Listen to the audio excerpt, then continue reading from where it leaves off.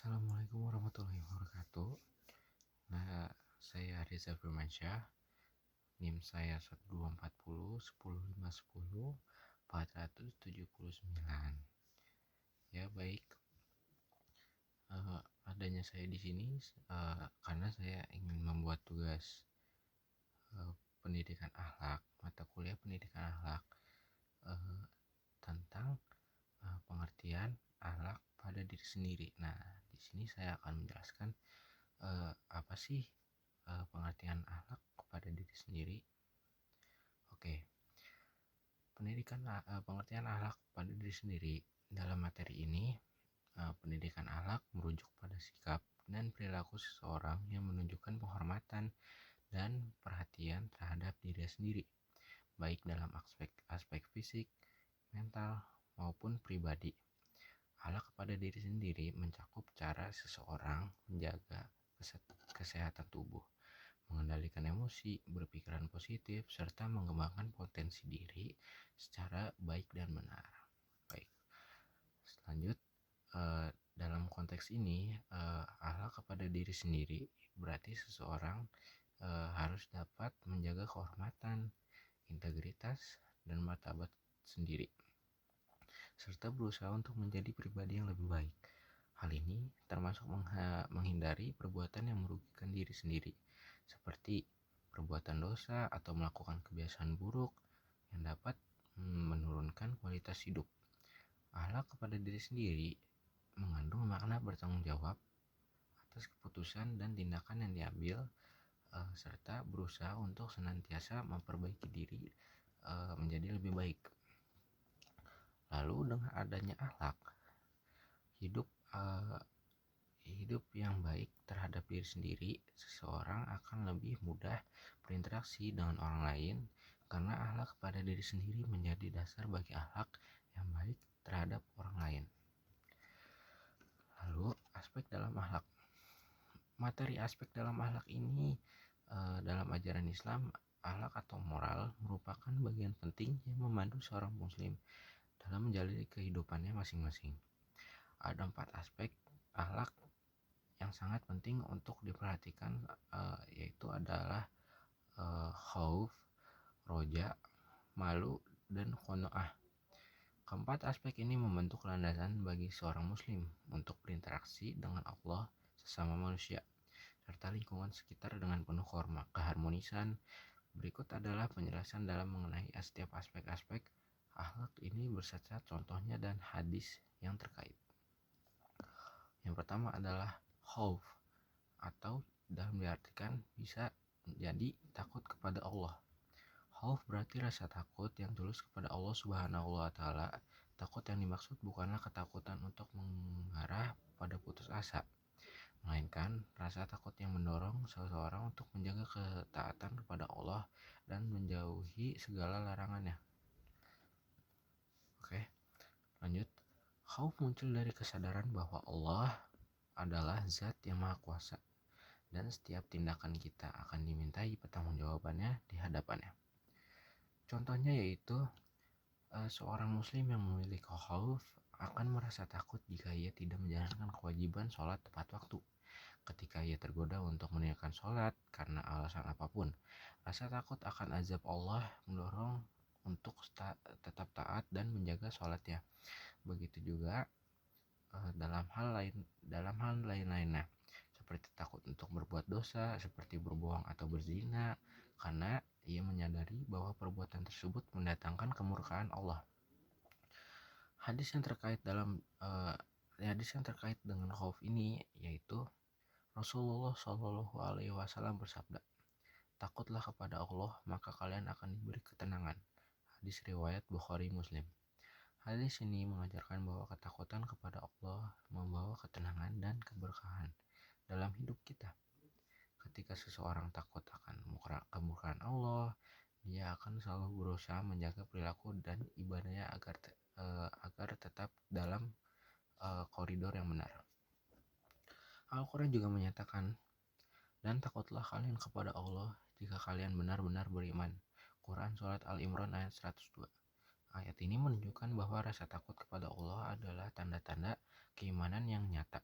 Semakin dalam ketakutan seseorang terhadap Allah, semakin besar pula keimanannya. Lalu yang kedua ada roja, atau dapat diartikan sebagai harapan kepada Allah. Roja adalah perasaan berharap yang kuat kepada rahmat dan ampunan Allah Subhanahu wa taala. Roja menunjukkan optimisme dan kepercayaan bahwa Allah akan menerima taubat kita, mengampuni dosa-dosa, serta memberikan kebaikan-kebaikan yang lain. Pahala bagi amal soleh yang kita lakukan. Walaupun seseorang merasa berbuat banyak dosa, ia tidak boleh putus asa karena kasih sayang Allah sangatlah besar.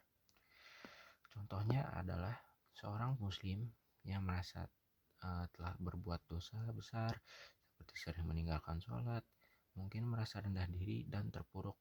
Namun roja yang mendalam, ia tidak menyerah dan terus berusaha untuk bertaubat, berdoa dan memperbaiki diri. Ia berharap bahwa Allah akan mengampuni dosa-dosanya dan menerima taubat karena Allah adalah karena Allah adalah zat yang maha mengampun. Hadis yang terkait yaitu Rasulullah Shallallahu Alaihi Wasallam bersabda, sesungguhnya Allah mencintai hamba-hambanya yang berbuat dosa, lalu ia segera bertaubat. Hadis riwayat Tirmizi.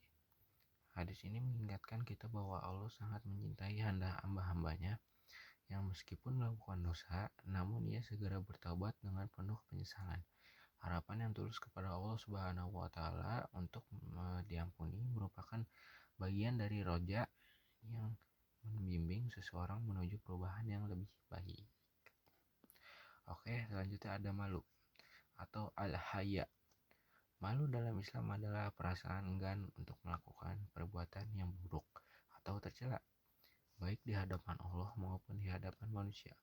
Malu mendorong seseorang untuk menjaga akhlaknya dan tidak melakukan hal-hal yang tidak merusak kehormatan dirinya, baik secara pribadi maupun sosial.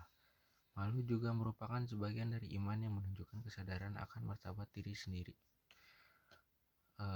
Maksudnya ini dalam diri sendiri sebagai hambanya Allah ya.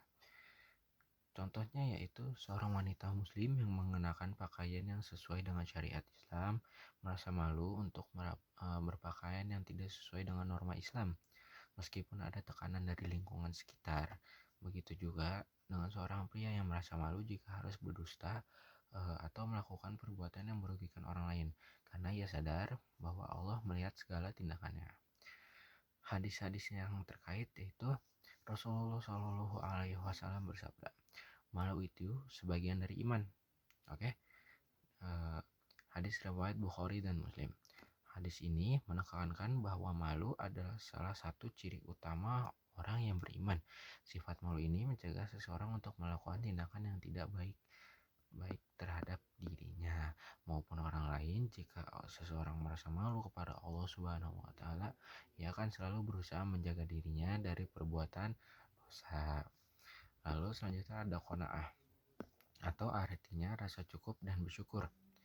Qanaah adalah sikap merasa cukup dengan apa yang diberikan oleh Allah, baik dalam hal harta, kesehatan, kedudukan, dan segala bentuk nikmatnya. Lainnya, orang yang memiliki sifat qanaah tidak akan tergoda untuk selalu menginginkan lebih dan tidak merasa iri kepada apa yang dimiliki oleh orang lain. Qanaah mendorong seseorang untuk selalu bersyukur dan menerima segalanya yang Allah berikan kepada dirinya. Ya, kita sebagai umat harus ikhlas apa yang diberikan oleh Allah ya. Dan contoh-contohnya yaitu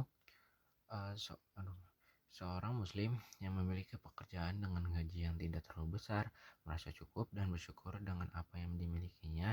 Ia tidak tergoda untuk berbuat curang atau berusaha mencari harta dengan cara yang haram.